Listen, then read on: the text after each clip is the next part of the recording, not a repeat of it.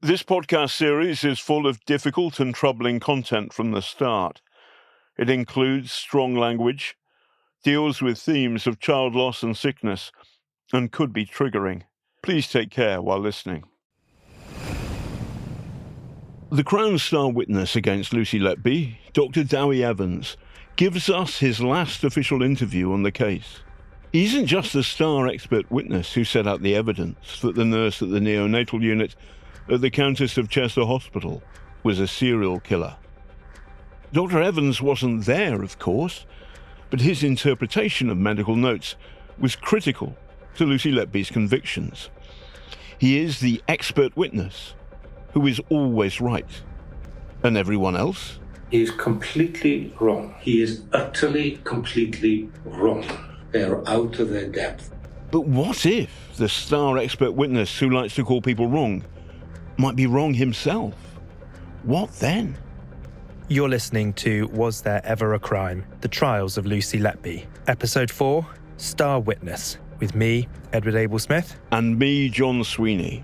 This podcast series is a live investigation, and we found out something shocking that the jurors in the 2 murder trials against Lucy Letby never knew.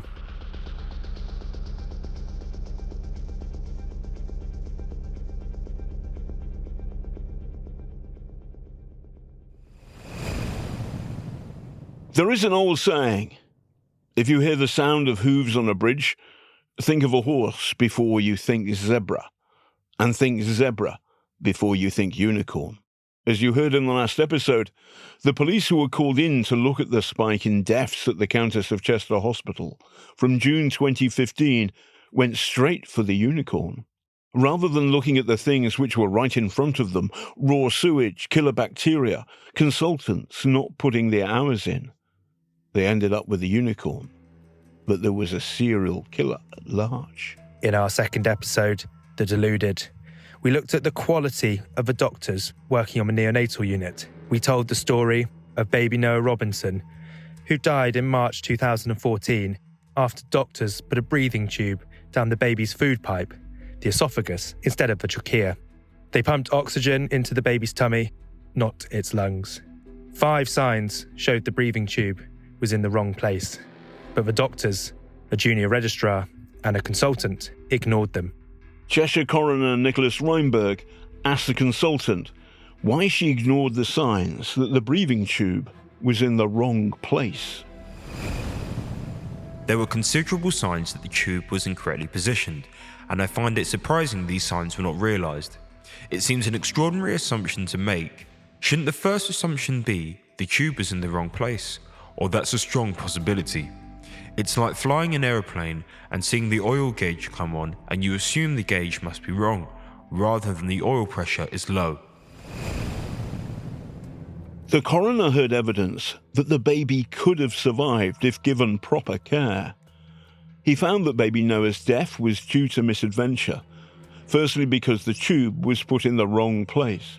True, a junior doctor made mistakes and they rack up the hours at the coalface, as it were. But the consultant was in charge. The consultant put the breathing tube in the wrong place the second time. On her watch, baby Noah died. Or, to put it at its bleakest, she killed the baby. Did that consultant, whose improper conduct led to the death of the baby, go on to accuse Lucy Letby?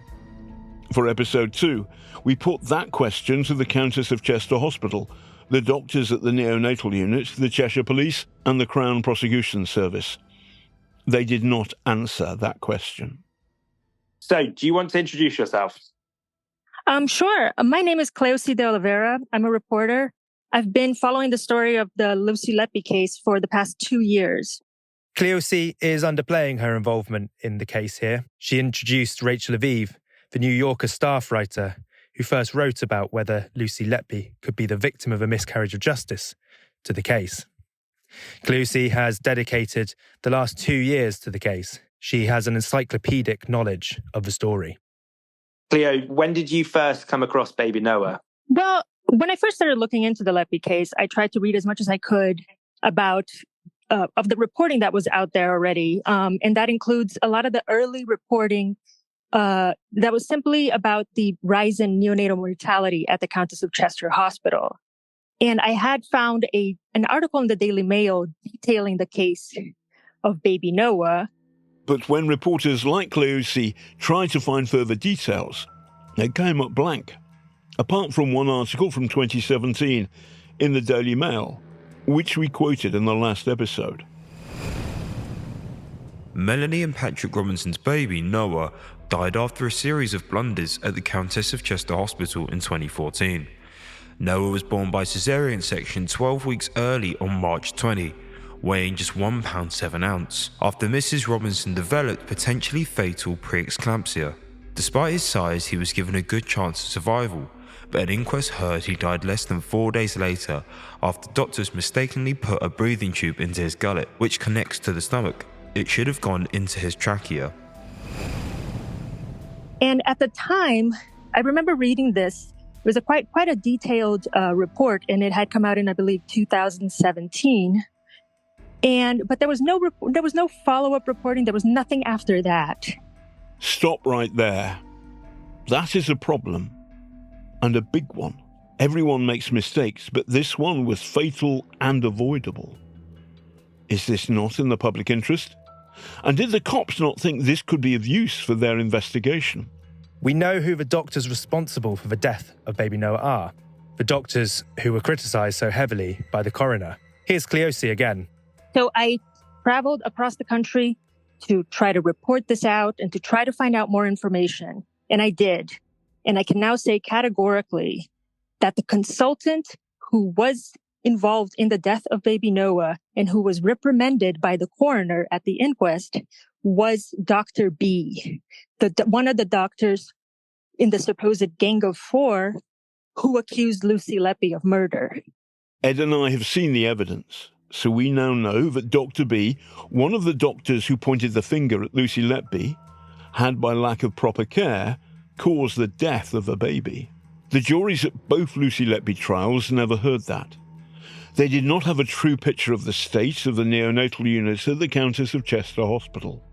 This raises serious questions about the quality of the medical care at the neonatal unit, and about the fairness of the trials of Lucy Letby, and about open justice in those trials, or rather, the lack of it. We put our evidence to Dr. B, the Crown Prosecution Service and Cheshire Police. On behalf of Dr. B, the Countess of Chester Hospital told us, due to the ongoing Thirlwell inquiry and police investigations, it would not be appropriate for us to comment at this time. The Crown Prosecution Service told us 2 juries and 3 appeal court judges have reviewed a multitude of different strands of evidence against Lucy Letby. She has been convicted on 15 separate counts following 2 separate jury trials. Her appeals have been dismissed.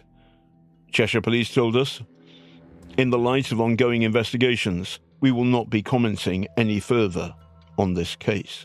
Now back to where we started this episode. John and I went to Wales to meet the Crown star witness, the retired doctor who wrote to Cheshire Police in May 2017.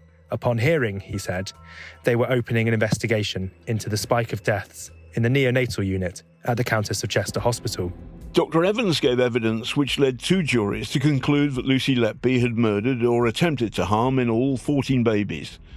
There were 5 other prosecution witnesses, but more than anyone else, Dr. Evans framed the case against her. He was the Crown's star expert witness. First of all, I want to say, all reporters love it when somebody turns up to face the bowling.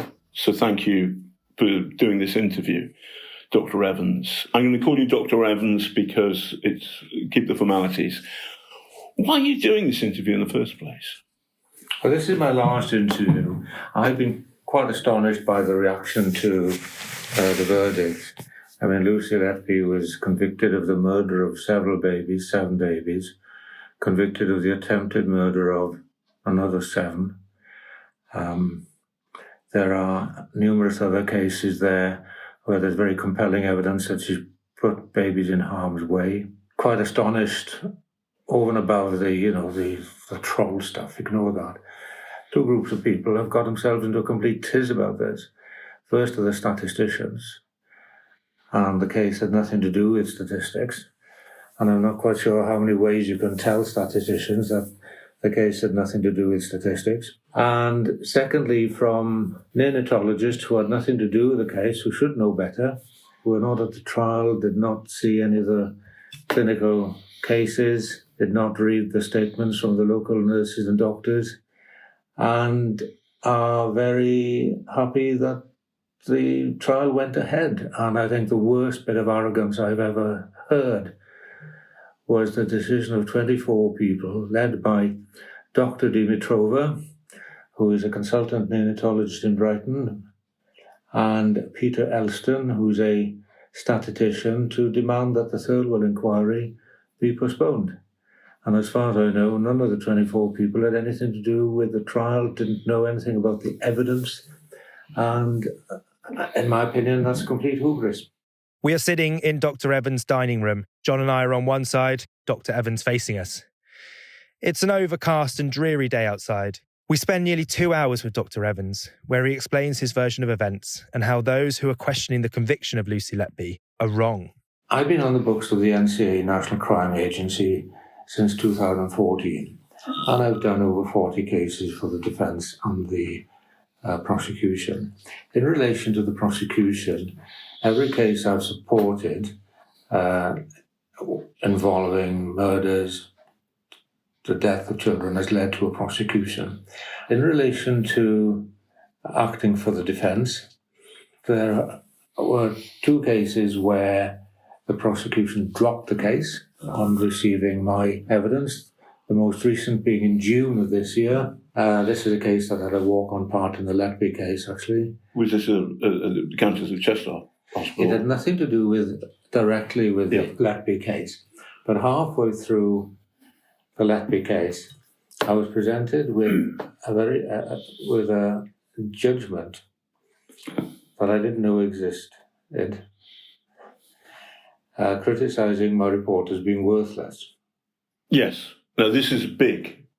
This is by Lord Justice Jackson. Correct. Yes. And he said that your evidence in another trial, in a family court case, and he was looking at an appeal, your evidence was worthless. Right, yes. Now, first of all, I never gave evidence in the family court or any other court. So You issued a report, though? But I issued a report. Okay, yes. So he's saying that your report was worthless. He did. I disagreed with him. I was astonished that this report got to Manchester. I didn't even. You mean that was aired at the Lucy Letby trial? Because it came from Judge Jackson to Judge Goss, didn't it? Well, apparently so. I didn't even know that. This is the Jackson judgment, which says it says, you probably know this better than I, but worthless makes no effort to provide a balanced opinion. Yeah, I know. I disagreed with it entirely. I did a very thorough review. Right. So was the judge, Lord Justice Jackson, was he wrong to call your evidence or your report worthless?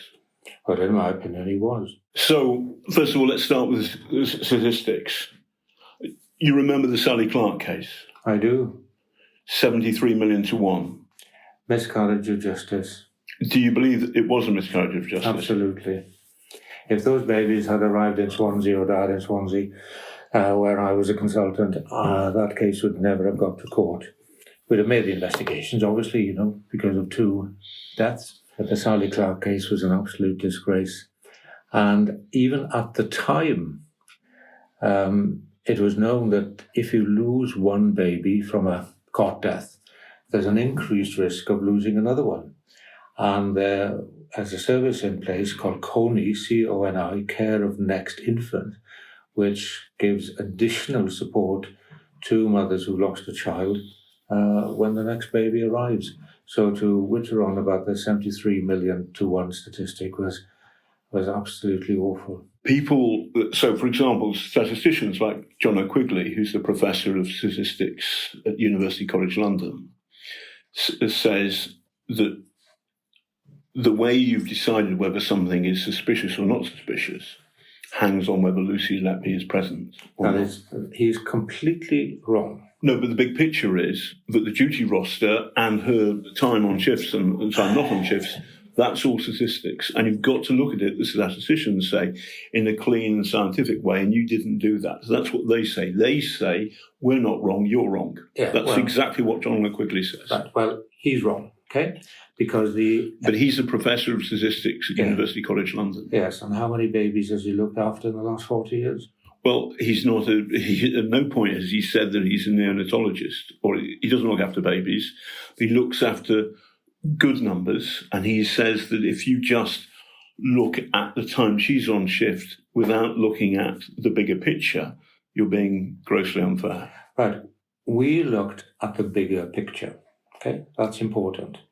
And I can't get the statisticians out of their ivory towers. This is where they just don't understand what the prosecution case was about. And there was a consistent pattern. First of all, the death was unexpected. Secondly, the death was unexplained. And any neonatologist will tell you that it's very, very rare indeed for a baby on a neonatal unit to suddenly collapse and suddenly die, and where the death is unexplained. There were 6 inquests into the 7 baby deaths, and each one was explained by natural causes. 6 out of 7 natural causes. Yes. Were the pathologists wrong? The pathologists weren't helpful. Were they wrong? They said natural causes. Well, I disagree with that. So they were wrong? Well, he was wrong. There's only one pathologist. Okay. So 6 out of 7 times, he's not helpful. Correct. In your phrase, in my phrase, he's wrong, because he should have said this isn't natural. Because he should have. I disagree with him. You see, what he said, the autopsy reports were useful in that they ruled out infection in 4 of the 6 cases. Why? Because there was no evidence of it. But there are 4 babies in June in 2015 who've got sepsis. There's evidence of sepsis. No. 2 of the 6 autopsies showed evidence of pneumonia. Right? The other 4 showed no evidence of pneumonia or any other kind. Or any other kind of infection, says Dr. Evans. For the record, baby A, who died in June 2015, was given medication for suspected sepsis on June the 7th. The baby died the next day. Baby C had suspected sepsis. Baby C died on June the 14th. Baby D had pneumonia, infection in the lungs. Baby D died on June the 22nd. As we heard in episode 1, A Hospital Full of Shit, baby Jacob was born on the 6th of June 2015, diagnosed with sepsis on the 14th of June, and very sick, sent to another hospital, where he recovered, returned to the Countess of Chester Hospital, and immediately developed sepsis again. Fortunately, he recovered. Infection can kill a baby, even though the physical signs of that infection may not be obvious. Bear with me. Pneumonia is a subset of sepsis, yes? It's an infection. Yes. So, but actually, if we're looking at 4 one baby doesn't die and 1 baby survives, but 4 in June 2015, 3 of them got sepsis, including baby C. Yes. So, it's possible. I mean, another scenario is not that there is a murderer, that this is a badly run unit, and also there's a sewage problem. As far as the sewage problem is concerned, I don't know when this occurred. If there was a sewage problem, it would not explain what caused the death of these babies. Well, I can tell you, there is a sewage problem which is consistent. I mean, the plumber, the only witness for the defence, said there was a weekly problem in the maternity unit or the neonatal unit. They had to attend weekly. There is a log of Pseudomonas in the taps, and they fixed it for one tap but not the other. And this is in May 2015. The next month, there are 4 babies that have got sepsis. 1 of them survives, 3 die, including baby C. So is it possible that this is a badly run unit and there is a sewage problem, and the sewage means that there is killer bacteria in the taps? They found Pseudomonas in 2 taps in the unit. Right. They didn't know about the raw sewage in the unit. They didn't know about the killer bacteria. And none of us knew about that, as far as I know. Yes, but it's interesting, though, isn't it? Isn't it noteworthy? I mean, we asked one former neonatal doctor, paediatrician, neonatal experience, how many units he'd worked on where there'd been raw sewage. And he said, never. Never. I mean, was it in your unit? Good God, no. At Swansea? Good God, no. Would you, if there was a raw sewage leak, what would you have done? It would have been sorted. How quickly? We would have closed the unit down. We would have demanded that the management sort out the problem, sort the plumbing out, and would not admit any babies until it was dealt with. But why didn't they do that? But why didn't they do that at the Countess of Chester Hospital? I think the management was incompetent. Going back to the sewage point, Dr. Evans, you were saying that if, when you were running your unit, if that had happened, you would have shut it down immediately. Is that absolutely? That's what you should do. Why? Well, because it's an infection risk. Yeah, which could result in could cause infection in septicemia in babies. Pseudomonas is a very, very pathogenic organism. Would kill a vulnerable baby very quickly. So, and these babies did not have a Pseudomonas infection. How do you know that? Well, none was isolated. That's not the same thing. It's not the same thing, but a Pseudomonas infection would lead to an overwhelming infection, so you would not get markers of recovery in a baby. And, we haven't got a camera here. I'll show you what I mean by that from this file. If you've got a few minutes, I'll show you what I mean, okay? No, we get you don't have to show us. We get the sense of your argument. But it's possible a baby can have killer bacteria inside it. It's going to kill it before the sepsis becomes blazingly obvious. That happened in the case of baby Harry Clark. The baby didn't have obvious septicemia, but it did have staph A in its spinal fluid. Who's Harry Clark? The second son of Sally Clark. Oh, I didn't know that. Really? Yes, that's the critical piece of fact at the appeal court, which helped free her. So Sally Clark's second baby to die, Harry Clark, had no obvious sign of infection at autopsy. Star prosecution witness Professor Sir Roy Meadow had a rule of thumb, Meadow's law, that unless proven otherwise, 1 cot death is a tragedy, 2 is suspicious, and 3 is murder. No obvious sign of infection meant that Sally Clark was in the frame for murdering her babies. It was only long after she'd been convicted that her husband Steve went through the medical notes not used at the trial and found that a test had shown that baby Harry Clark had antibodies fighting Staphylococcus aureus, or Staph A, in his spinal fluid, which of course leads to the brain. That led to her successful appeal. The point is that baby Harry Clark had a potentially lethal infection from a killer bacteria. That every witness at her original trial missed that, and that Dr. Evans, by his own admission, did not know that.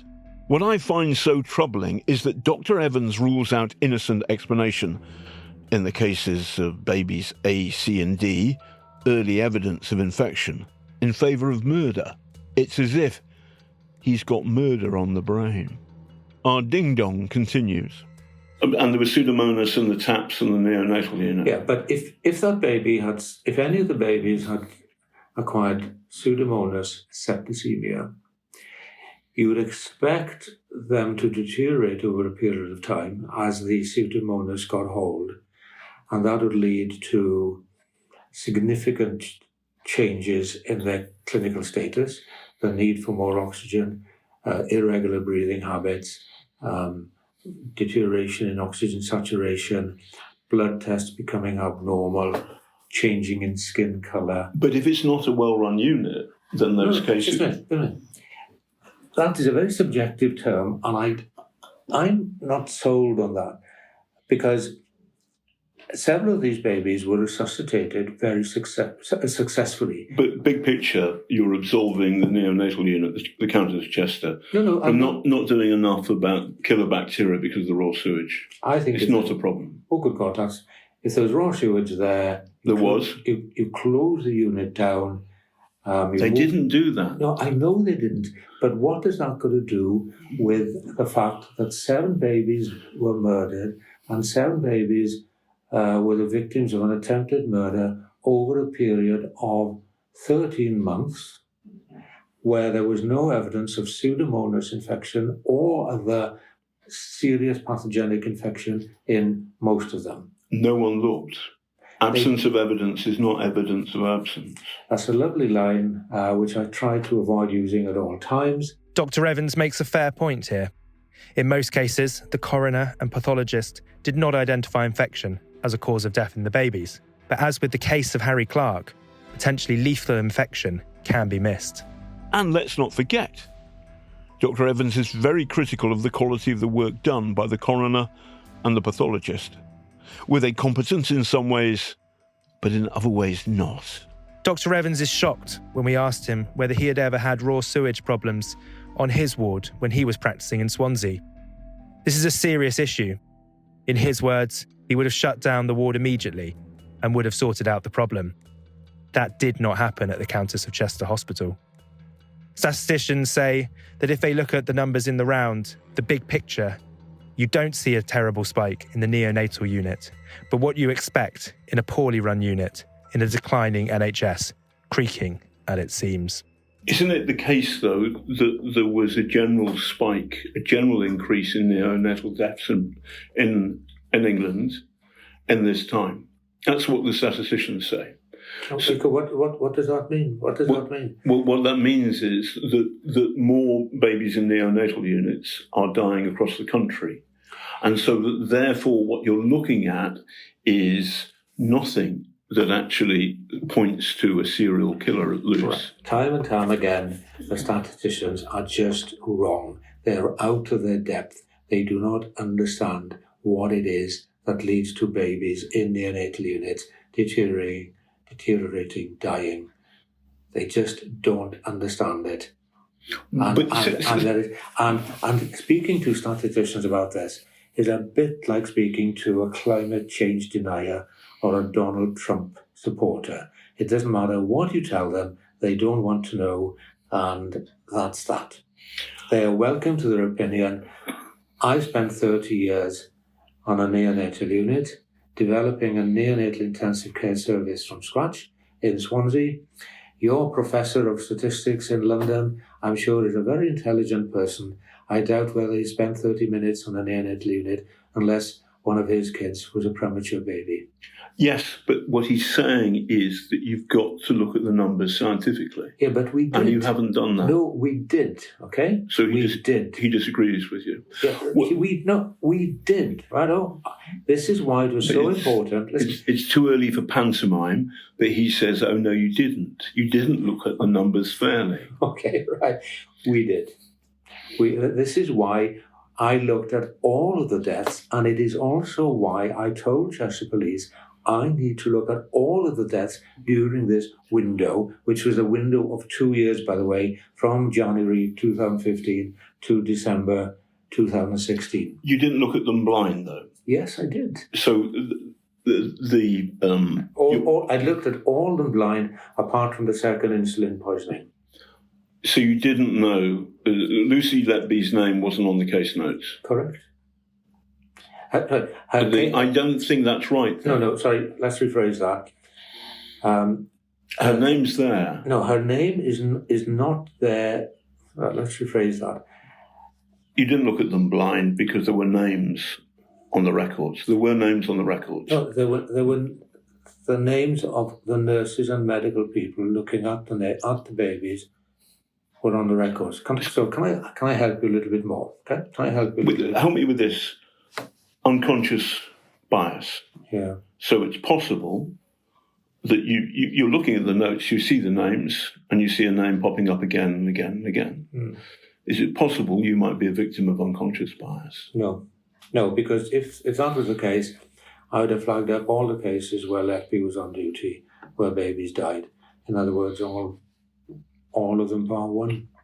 I did not do that. Professor John Quigley says that if you look at it statistically, You did exactly that. Well, I didn't look at it statistically, and it is up to you to decide whether you want to take on my take on it or whether you want to take on John Quigley's take on it. That's your call. Nothing to do with me. Well, it's to do with how you get your evidence. But you wouldn't. So he's saying that you may be a victim of unconscious bias. Well, he is wrong. Okay, he's completely wrong. Why? He is out of his depth. He needs to get out of his ivory tower, and he needs to come and talk to me. The fact remains that Dr. Evans told us that when he saw the notes, the name of the nurses and the doctors were on the records. He did not see them blind. As our brilliant colleagues at BBC File on 4 have shown, Dr. Evans told the jury at the first trial that baby C most likely died because Lucy Letby injected air into his tummy via his feeding tube. And then, after she was convicted, it came out that she had not been on shift at the critical time. So Dr. Evans changed his explanation. Lucy Letby had injected air into the baby's bloodstream. In layman's English, Dr. Evans seems like someone who is playing Cluedo. First of all, it's Miss Scarlet in the library with the lead piping. And when it becomes obvious that can't have happened, the murder took place in the drawing room with the revolver. But it is always Miss Scarlet, and it's always murder. Why do you think, with your experience as a doctor, why do you think Lucy Letby, who's never done a bad thing in her life before, as far as we can tell? That is incorrect, by the way, to start off with. Okay, what did she do before? This had only come out in the third Royal Inquiry. She failed her exams, and she. But that's not bad. No, just a minute. I mean, it's astonishing, that. I don't want to be rude here, but we've got a lot of, shall I say, senior males who seem to want to see Lucy Letby as some kind of damsel in distress and want to get her out of jail. And I think that's very sad. And I think that's unfortunate. Talking about unconscious bias, it's quite interesting that the people who are flagging up Letby's case tend to be rather senior males. And I think that's a bit irrelevant, but I think there's a bit of truth in that. People have seen a photograph of this pretty young nurse and said, oh my God, she can't kill babies. But in terms of doing harm, first of all, she failed her exams, not because she didn't know her information, but because the examiner thought that she was rather cold and lacking empathy. And that is not something I've ever known of in a nurse, widely expressed in regard to failing exams. The second thing is she was responsible for giving an overdose of morphine to a baby 2 years earlier, where she was one of two nurses that gave 10 times the dose of morphine to a baby. That would kill the baby, but fortunately it was picked up. What is interesting is that whilst the other nurse was absolutely mortified about the mistake, and Letby was told, look, you need more training before you're allowed to carry on giving intravenous drugs, she was very indignant about the fact that she had been criticized in this way. She also gave antibiotics to a baby when it was not necessary, and where it is not written up. And again, it's a reaction that interests me and concerns me. If I had given any drug to a baby that shouldn't have been given, I'd be pretty mortified as an experienced doctor or a nurse. She thought, well, this was something that happened and there's nothing we could have done about it. So therefore, her attitude to getting things wrong is completely alien to my experience of working with neonatal nurses over my career. None of that makes her a murderer. The only explanation from Dr. Evans is that there was a serial killer at loose who had preyed on vulnerable babies. His evidence changes, his accusations stay the same. What I did in investigating these cases, and I said it in court on more than one occasion, I said that one needs to look at each case on its own merit, right? And I think that this is what the jury did. They didn't say, oh, good God, the evidence is so overwhelming. In one particular case, you must have killed all of the others. They looked at all the cases separately. And what you are doing, with due respect, which is a terribly patronizing term, is you are being very selective in the examples you are discussing. And you've not mentioned once, for instance, baby E. Now, why don't you look at that? And why do all these pro-Letby people look at that instead of whittering on about statistics? Okay. Ed. All good. Good. So, thank you very much once again. That won't be in, of course, in the podcast. It'll all be about Quigley. But we did put that in our podcast. And next week, in episode 5, Bad Science, we shall be talking to Professor O'Quigley and Professor Morley about their views on the Crown star witness, who is always right and his critics always wrong. We are crowdfunding this podcast to pay for its production costs. If you're able to support us, the link to the crowdfunder is on our social media feed.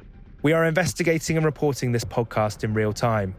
Therefore, if you have any information you think could be useful to us, please email us on lucyletby@gmail.com. Also, if you have any questions you want answered, please let us know and we will try to cover them in a future episode.